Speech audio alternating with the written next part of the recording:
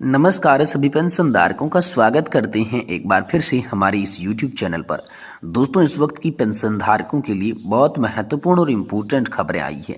जहां तो दोस्तों पहली बड़ी खबर की बात करें तो कर्मचारी भविष्य निधि संगठन की ओर से आप सभी पेंशन भोगियों के लिए बड़ी खबर आई है। निजी कर्मचारियों के लिए खुशियां लेकर आया नया साल। जी हाँ दोस्तों, पेंशन बढ़कर हो गई दोगुनी, फाइल हुई इसके लिए तैयार। तो आखिरकार ईपीएस 95 पेंशन में राहत किस प्रकार मिलेगी, 2025 में किससे यहाँ पर जो है बढ़ी हुई पेंशन का फायदा मिलेगा, ज्यादा पेंशन किन्हें मिलने वाली है, इसके बारे में भी दोस्तों आज की इस वीडियो के अंदर बात करेंगे। वहीं बात करेंगे ईपीएस 95 पेंशन को लेकर। ईपीएस 95 न्यूनतम पेंशन केवल पीएम मोदी के शब्दों की मायने, भाजपा नेताओं का बयान महत्व नहीं, पेंशन भोगियों ने इसको लेकर सुझाव दे दिए जा चुके हैं। तो ईपीएस 95 न्यूनतम पेंशन को लेकर भी आप सभी के लिए आखिरकार क्या बड़ी खबर आई, इसके बारे में भी आज की इस वीडियो के अंदर बात करेंगे। साथ ही दोस्तों बात करने वाले हैं पुराने पेंशन योजना पर सरकार का धमाकेदार फैसला, कर्मचारियों में मची खुशी की बहार। जी हाँ तो दोस्तों, पुरानी पेंशन योजना को लेकर आखिरकार क्या बड़ी खबर निकल कर आई है, कर्मचारियों में खुशी की लहर किस प्रकार से है, इसके बारे में भी आज की इस वीडियो के अंदर बात करेंगे।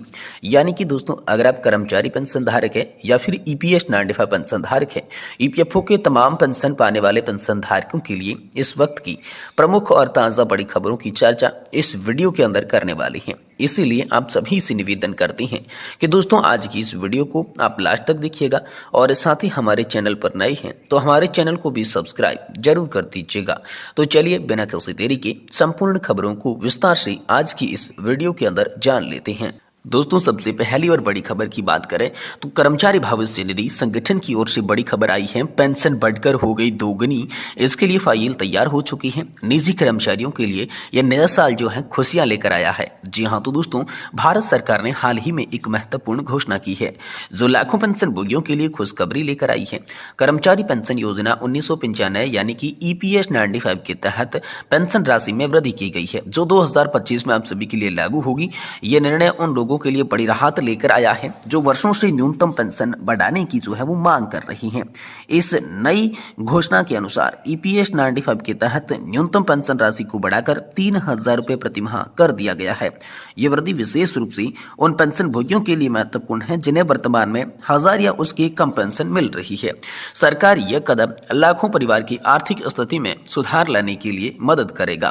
तो दोस्तों, ईपीएस 95 योजना आखिरकार क्या है? तो कर्मचारी पेंशन योजना 1995 भारत सरकार द्वारा शुरू की गई एक सामाजिक सुरक्षा योजना है। यह योजना कर्मचारी भविष्य निधि संगठन यानी कि ईपीएफओ द्वारा प्रबंधित की जाती है। इसका उद्देश्य निजी क्षेत्र के कर्मचारियों को सेवानिवृत्ति के बाद आर्थिक सुरक्षा प्रदान करने का है। तो दोस्तों, आखिरकार 2025 में किसे जो है मिलेगा बढ़ा हुआ पेंशन? नई घोषणा के अनुसार 2025 में ईपीएस 95 के तहत बढ़ी हुई पेंशन का लाभ किन श्रेणियों के पेंशन भोगियों को मिलेगा, चलिए इसके बारे में मुख्यतः 5 बड़ी टॉपिक को जानते हैं। जहां पहला लाभ मिलेगा वर्तमान पेंशन भोगी। जो लोग पहले से ही ईपीएस 95 के तहत पेंशन प्राप्त कर रहे हैं उन्हें स्वचालित रूप से बढ़ी हुई पेंशन का लाभ मिलेगा। दूसरा है नई पेंशन भोगी। जो कर्मचारी 2025 के बाद सेवानिवृत्त होंगे उन्हें भी न्यूनतम पेंशन राशि का लाभ मिलेगा। वहीं दोस्तों, तीसरा है कम पेंशन पाने वाले लाभार्थी, विशेष रूप से वे पेंशन भोगी जिन्हें वर्तमान में 1,000 रुपए से कम पेंशन मिल रही है, उसे सबसे अधिक लाभ होगा। और चौथा है विधवा और विधुर पेंशन भोगी। मृतक कर्मचारी की जीवन साथी को मिलने वाली पेंशन में भी बढ़ोतरी होगी। और पांचवा है दिव्यांग पेंशन भोगी। विकलांगता पेंशन प्राप्त करने वाले लाभार्थियों की भी बढ़ी हुई राशि का जो है लाभ मिलेगा। मुख्य रूप से जो वर्तमान है नई है कम पेंशन पाने वाले विधवा और विधुर और साथ ही दिव्यांग जनों को इस पेंशन बढ़ोतरी का फायदा मिलेगा। न्यूनतम पेंशन बढ़ोतरी से अब उनकी आर्थिक स्थिति सुधरने वाली है। तो अब जानते हैं कि पेंशन वृद्धि जो हुई है इसका प्रभाव क्या पड़ेगा। अलग अलग प्रमुख प्रभावों की चर्चा वीडियो के अंदर करने जा रही है, इसलिए वीडियो को लास्ट तक देखते रहिएगा। पहले बड़े सुधार की बात करें तो आर्थिक सुधार इसमें नजर आ रहा है। पेंशन राशि की वृद्धि लाखों परिवारों की आर्थिक स्थिति में महत्वपूर्ण सुधार लाएगी। 3,000 रुपए की न्यूनतम पेंशन से पेंशन भोगियों को अपने दैनिक खर्चों को पूरा करने में मदद मिलेगी। ये विशेष रूप से उन लोगों के लिए महत्वपूर्ण है जो पूरी तरीके से पेंशन पर निर्भर है, यानी कि आर्थिक सुरक्षा मजबूत होगी। इसका मुख्य प्रभाव यही पड़ेगा। दूसरा है जीवन स्तर में सुधार। बढ़ी हुई पेंशन की राशि पेंशन भोगियों के जीवन स्तर में सुधार लाएगी। वे अपनी स्वास्थ्य देखभाल, भोजन और अन्य आवश्यक खर्चों को बेहतर तरीके से पूरा कर पाएंगे, उनके समग्र जीवन की गुणवत्ता में भी सुधार आएगा, यानी कि पेंशन वृद्धि से जीवन स्तर भी सुधरने वाला है।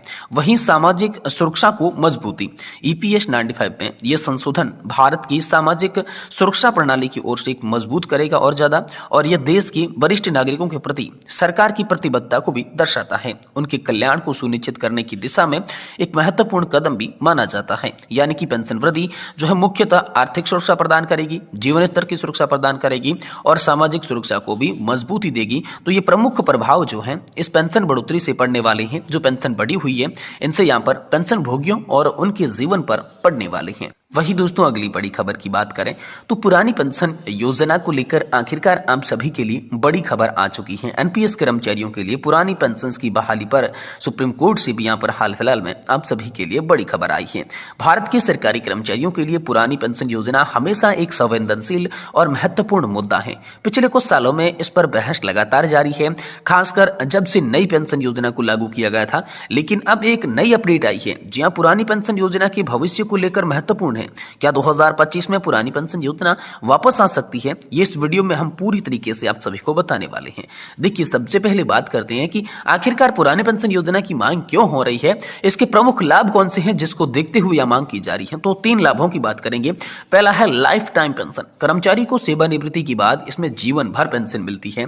दूसरा, संपूर्ण वेतन का हिस्सा, पेंशन कर्मचारी के अंतिम वेतन का एक निश्चित प्रतिशत होता है। और तीसरा है सरकारी सुरक्षा, ओपीएस के तहत कर्मचारियों को पेंशन देने का जिम्मा सरकार का होता है, यानी कि मुख्यतः लाइफ टाइम पेंशन मिलेगी और यहाँ पर जो है वेतन का आधा हिस्सा बतौर पेंशन मिलेगा और सरकार की ओर से ये सुरक्षा दी जाएगी। ये प्रमुख लाभ है। तो आखिरकार 2025 में इसको लेकर क्या बड़ी खबर आई है? तो 2024 के अंत में कुछ महत्वपूर्ण घटनाएं घटी जिससे पुरानी पेंशन योजना के भविष्य पर बड़ा असर पड़ सकता है। कई राज्य सरकारों ने घोषणा की कि वे पुरानी पेंशन योजना को फिर से लागू करने की दिशा में कदम बढ़ा रहे हैं।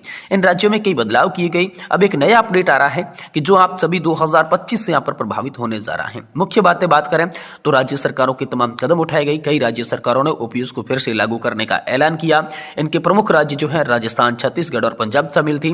वही नौकरियों के लिए राहत की बात करें तो जिन कर्मचारियों के लिए एनपीएस लागू किया गया था उन्हें अब ओपीएस का लाभ मिलने की संभावना है। और मूल्यांकन समिति की बात करें तो इस योजना को प्रभावशाली और क्रियान्वयन को लेकर इस विशेष जो है वो समिति भी बनाई गई थी। तो आखिरकार दोस्तों, ओल्ड पेंशन स्कीम की वापसी के बाद किससे यहाँ पर जो है लाभ मिलने वाला है, इसके बारे में चलिए बात करते हैं। पुरानी पेंशन योजना का लाभ केवल उन्हीं कर्मचारियों को मिलेगा जो सरकार में सेवा देने वाले कर्मचारी हैं। लेकिन 2025 में किस प्रकार लागू किया जाएगा इसके बारे में अभी तक कोई भी जानकारी नहीं मिल पाई है। फिर भी यह अनुमान लगाया जा रहा है कि कर्मचारियों को इसके बाबत में कई लाभ मिल सकते हैं, जिसमें राज्य सरकार के कर्मचारी, जिन कर्मचारियों को 2004 से पहले नियुक्त किया गया था, केंद्र सरकार के कर्मचारी जिनके लिए एनपीएस लागू हुआ था उन्हें पुरानी पेंशन योजना का लाभ मिलेगा और नई सरकारी कर्मचारी जिनके लिए सरकार पुरानी पेंशन योजना को लागू करने जा रही है वे इस योजना का हिस्सा हो सकते हैं। तो ये तमाम तरीके के यहाँ पर जो है लाभ मिल सकते हैं। लेकिन अभी पूरी तरीके से स्पष्ट नहीं हो पाया है कि क्या 2025 में वाकई ओल्ड पेंशन स्कीम लागू हो सकती है। ये तमाम बड़ी खबरें मीडिया सोर्स के माध्यम से हमने आपको बताने की कोशिश की। आपको अगर ये वीडियो पसंद आया है तो आप इसे लाइक कर दें और चैनल को जरूर सब्सक्राइब कर दें।